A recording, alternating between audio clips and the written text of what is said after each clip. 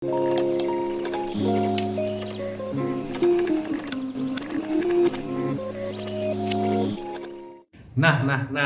datang lagi nih di mata pelajaran sejarah Indonesia. Sekarang apa bahasan kita? Yaitu mengenai proses masuknya bangsa-bangsa Eropa ke Nusantara. Kenapa kita perlu bahas ini? Tentu sudah menjadi pengetahuan umum bagi bangsa Indonesia, dulu kita pernah dijajah oleh bangsa-bangsa Eropa.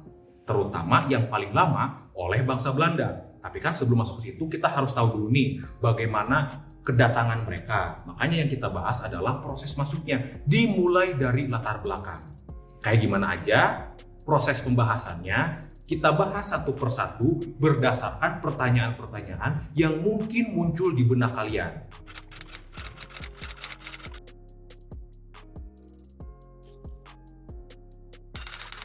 Latar belakang kedatangan bangsa-bangsa Eropa di Nusantara harus kita lihat dalam dua konteks secara wilayah ya. Yang pertama konteks dari Nusantaranya sendiri, dan yang kedua adalah konteks di Eropanya. Kita mulai dari yang Nusantara, kenapa? Karena Nusantara bahkan di abad ke-15 pun, di mana abad itu bangsa-bangsa Eropa berdatangan ke wilayah Asia, Afrika, dan juga benua Amerika. Nusantara adalah salah satu penghasil rempah-rempah terpenting di dunia.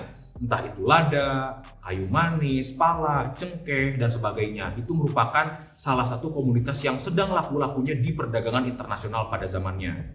Terutama bagi bangsa Eropa. Kenapa bagi bangsa Eropa itu sangat penting? Yang pertama, karena rempah-rempah itu punya fungsi sebagai bumbu masak. Apalagi bumbu masak yang menggunakan rempah-rempah bukan hanya untuk jadi enaknya, tapi merupakan gengsi status sosial, kelas sosial para bangsawan yang ada di Eropa. Itu yang pertama. Kemudian rempah-rempah juga merupakan bahan alami untuk mengawetkan makanan. Kan kalian tahu bahwa di Eropa itu ada 4 musim. Kemudian salah satu musimnya adalah musim dingin, turun salju, dan di saat-saat seperti itu kayaknya sangat sulit untuk melakukan aktivitas bercocok tanam. Bercocok tanam adalah salah satu penghasil makanan utama mereka, makanya mereka perlu mengawetkan persediaan makanan yang mereka punya. Bahan pengawet makanannya apa? Yaitu rempah-rempah. Kemudian rempah-rempah juga di musim dingin, salah satunya lada misalkan, punya fungsi untuk menghangatkan tubuh. Lagi kedinginan, coba ya, kalau misalkan rempah-rempah, contohnya lada kan bisa menghangatkan tubuh di situ. Tuh. Kemudian rempah-rempah pun bisa dijadikan sebagai bahan obat-obatan. Nah, itulah kenapa rempah-rempah sangat penting bagi bangsa Eropa sekalipun harganya sangat mahal. Kemudian di Nusantara sendiri karena penghasil rempah-rempah, makanya Nusantara ini sangat ramai dikunjungi pedagang-pedagang dari luar Nusantara. Entah itu pedagang-pedagang dari Tiongkok, pedagang-pedagang dari Siam, Kamboja, Myanmar, India, Arab, dan juga Persia. Yang ujung-ujungnya nanti datang nih bangsa-bangsa Eropa. Nah, itu untuk konteks Nusantara. Sedangkan untuk konteks Eropanya bagaimana? Kita harus tahu bahwa pada abad ke-15 di Eropa mulai berlangsung abad penjelajahan samudra. Abad penjelajahan samudra ini adalah sebuah periode di mana bangsa-bangsa Eropa berlomba-lomba untuk menemukan rute alternatif menuju pusat-pusat perdagangan di Asia, terutama yang memiliki sumber kekayaan berupa emas, karena misalkan di Spanyol sedang berkembang paham merkantilisme yang menitik beratkan bahwa kekayaan negara diukur berdasarkan kepemilikan jumlah emas. Kemudian yang kedua, kaitan sama rempah-rempah tadi, bangsa Eropa tuh sangat ingin memonopoli perdagangan rempah-rempah, sehingga mereka berusaha mencari rute alternatif menuju pusat rempah-rempah yang ada di wilayah Asia. Salah satunya yang paling utama adalah Nusantara.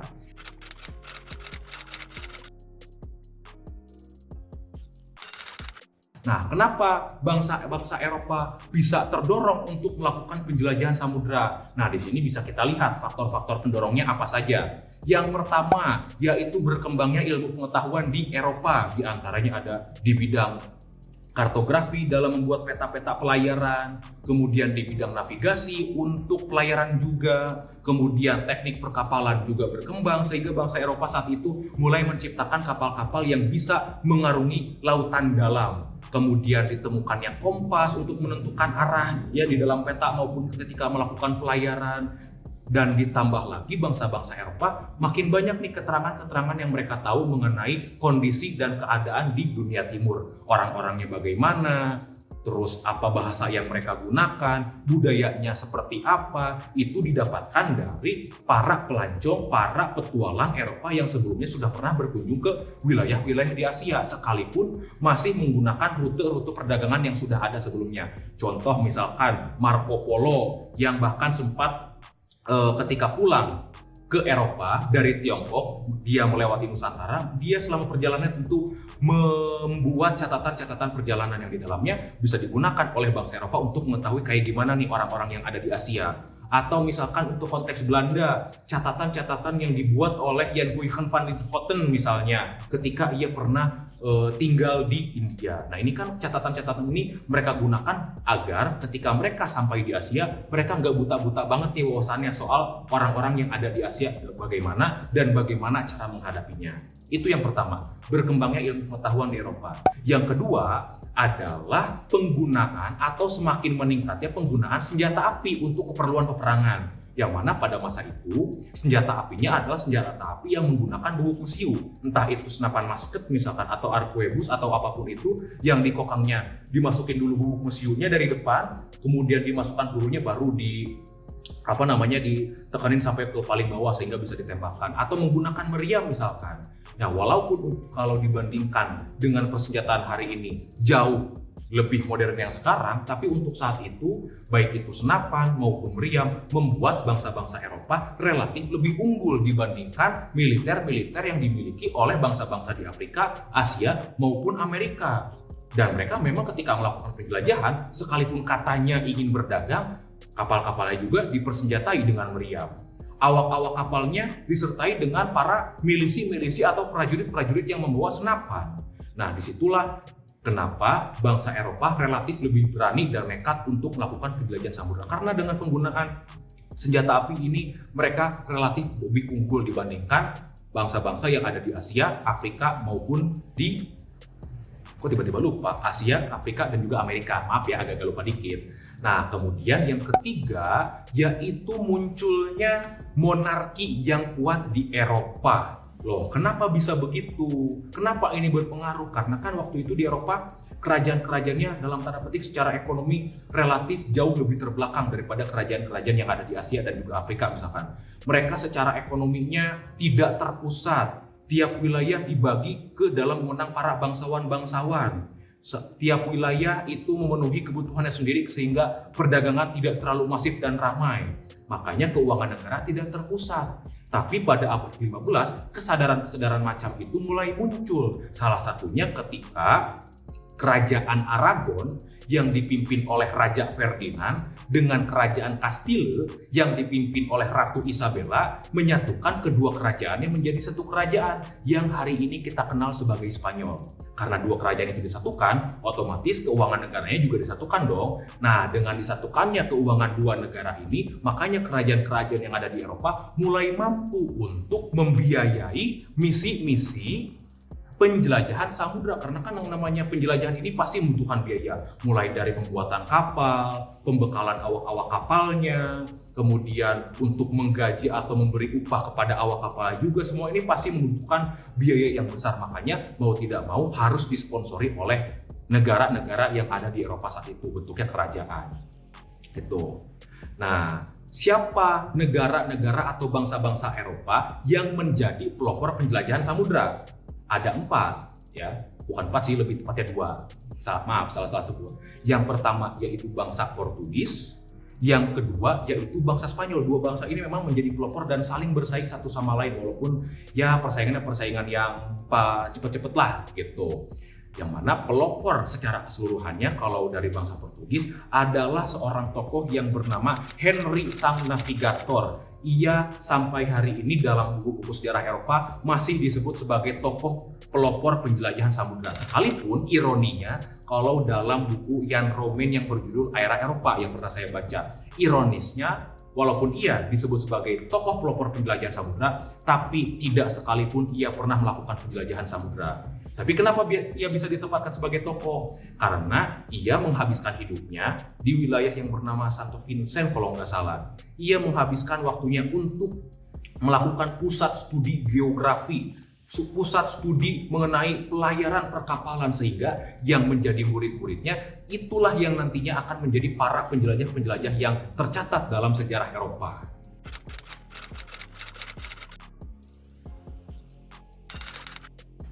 Tadi kan sudah saya sebut apa-apa saja latar belakang termasuk faktor-faktor pendukung sehingga bangsa-bangsa Eropa punya kemampuan, punya potensi untuk melakukan penjelajahan samudera yang ujung-ujungnya nanti sampai ke Nusantara. Hanya saja masih butuh peristiwa pemicu sehingga memaksa bangsa-bangsa Eropa harus melakukan penjelajahan samudera sekarang juga secara terpaksa, walaupun nanti ujung-ujungnya malah mereka yang sangat diuntungkan. Apa peristiwanya? Yaitu jatuhnya kota Konstantinopel ke tangan Turki Utsmani pada tahun 1453. Loh, kenapa peristiwa jatuhnya kota Konstantinopel ini memicu bangsa-bangsa Eropa melakukan penjelajahan ke samudera luas yang belum mereka tahu ujungnya kemana? Apalagi kan di Eropa saat itu ada pemahaman bahwa bumi itu datar dan ujung dunia adalah jurang yang dimana kalau sampai sana mereka tidak akan pernah kembali lagi. Gitu. Nah, karena Konstantinopel ini memiliki arti penting, yang terutama adalah Konstantinopel merupakan pusat perdagangan rempah-rempah di Eropa. Jadi kalau orang-orang Eropa nih ingin membeli dan memperdagangkan rempah-rempah, pasti semuanya dibeli dari Konstantinopel dulu.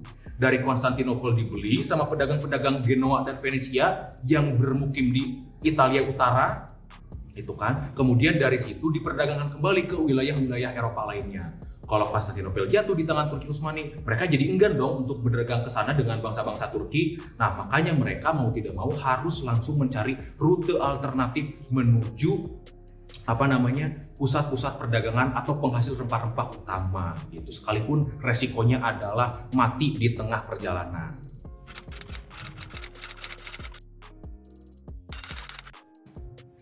Apa saja motif-motif kedatangan bangsa Eropa?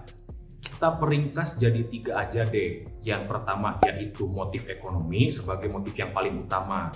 Kemudian motif agama dan juga motif militer. Kita mulai dari motif ekonomi. Jadi kalau motif ekonomi itu mereka dalam melakukan penjelajahan samudera, mereka berusaha mencari kekayaan di dunia yang mereka jelajahi. Dalam tanda petik sih, mereka menyebutnya sebagai dunia baru, entah itu di Amerika, atau misalkan di Asia, kemudian di Afrika, karena mereka wilayah-wilayah ini memiliki kekayaan-kekayaan yang mungkin tidak banyak dimiliki di Eropa. Contoh misalkan ketika bangsa Spanyol menemukan wilayah Amerika Tengah, Portugis menemukan Amerika Selatan di yang sekarang tempatnya namanya Brazil, mereka menganggap itu sebagai sumber kekayaannya. Kemudian juga sama di Afrika sebagai pusat perdagangan budak ketika mereka kuasai wilayah itu.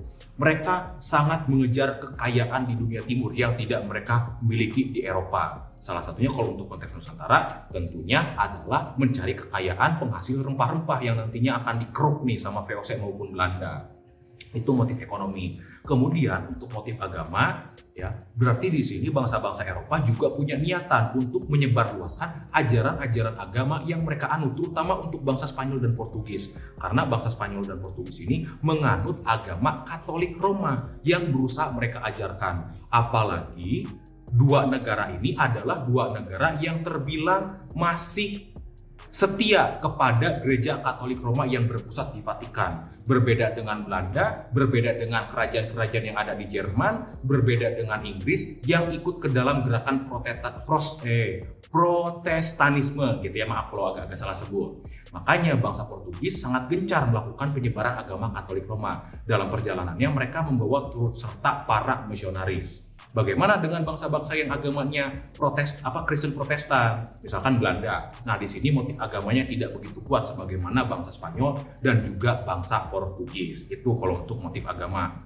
Kemudian untuk motif militer tentu sudah tidak jauh lagi, mereka akan mempraktikkan yang namanya imperialisme. Wilayah-wilayah yang mereka taklukkan itu dianggap sebagai wilayah baru kerajaan mereka. Berusaha mereka taklukkan dengan cara-cara fisik dan militer yang kasar, dengan cara-cara yang kejam gitu, sehingga wilayah-wilayah yang nantinya mereka kunjungi akan menjadi tanah-tanah koloni atau tanah-tanah jajahan bangsa-bangsa Eropa. Salah satunya adalah wilayah Nusantara yang dikuasai oleh Belanda cukup lama lah. Kalau saya mungkin termasuk bukan orang yang setuju-setuju banget ya kalau 350 tahun, tapi ya cukup lama lah, beratus-ratus tahun. Ya itu kalau motif militernya. Itu saja yang bisa saya sampaikan dalam video ini mengenai latar belakang kedatangan bangsa-bangsa Eropa ke Nusantara. Di video berikutnya akan saya bahas apa itu kolonialisme, apa itu imperialisme, apa hubungannya dengan istilah penjajahan, termasuk proses masuknya bangsa Portugis, Spanyol, dan Belanda bisa sampai ke Nusantara. Itu saja ya. Nah, nanti kalian bisa tonton ketika saya sudah update di video berikutnya. Kalau kalian suka dengan video-video yang saya buat, kalian boleh subscribe channel saya sebagai bentuk support agar saya bisa tetap melanjutkan mengunggah video-video tentang sejarah. Kalau untuk sekarang sih memang fokus untuk pelajaran sejarah yang ada di sekolah dulu. Terima kasih atas perhatian kalian. Sampai jumpa. Dadah semuanya.